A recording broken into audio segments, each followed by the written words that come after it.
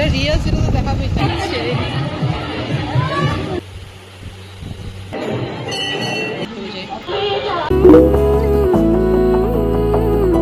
সকালবেলা উঠেই আগে স্নান করে পুজো করে নিয়েছি আর গোপালকে গণেশ ঠাকুরকে রাখি পরিয়েছি।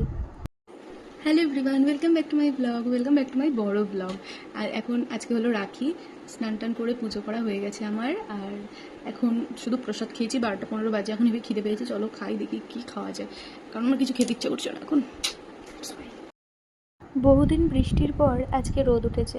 বৃষ্টি কিন্তু আমার খুব ভালো লাগে, এই রোদ একদম ভালো লাগে না।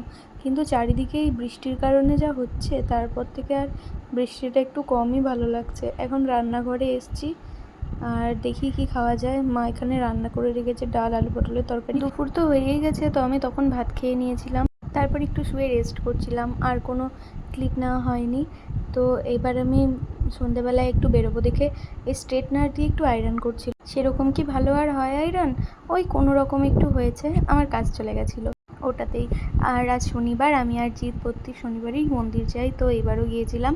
আর মন্দিরে গিয়ে দেখলাম তখন পুজো হচ্ছে আর খুব ভিড় ছিল। তারপর বড়মার কাছে যাচ্ছিলাম, এরপর সাঁইথিয়াতে কেমন ঝুলন হয় সেটা তোমাদেরকে দেখাবো।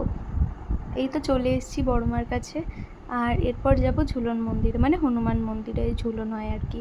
এই মন্দিরটা না ভীষণ সুন্দর, সব মন্দিরই সুন্দর, কিন্তু মন্দিরটার ভেতরে গেলে না খুব শান্ত মনে হয়, আর খুব ভালো লাগে মন্দিরটাতে গেলে। আর রেড কালারের এই কুর্তিটা পরেছিলাম আমি, আর জিৎ হোয়াইট কালারের এই শার্টটা পরেছিল।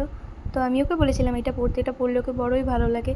তারপর আমরা একটু ঝুলন দিয়েছিলাম, দেখো কেমন ঝুলন সাজিয়েছি। ভয়ও করছিল দেখতে, ছোটোবেলায় আগে এগুলো দেখলে ভীষণ ভয় লাগতো, কিন্তু এখন বড় হয়েছি তো এখন আর একটুও ভয় করে না। এই যে এটা কি একটা করেছিল, ডাকু মঙ্গল সিং মনে হয়, যাই হোক।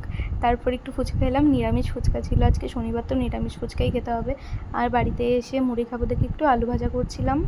তো চলো ভিডিওটা আজকে এখানেই শেষ করছি, পরের ভিডিওতে তোমাদের সাথে আবার কথা হবে, ততক্ষণের জন্য বাই।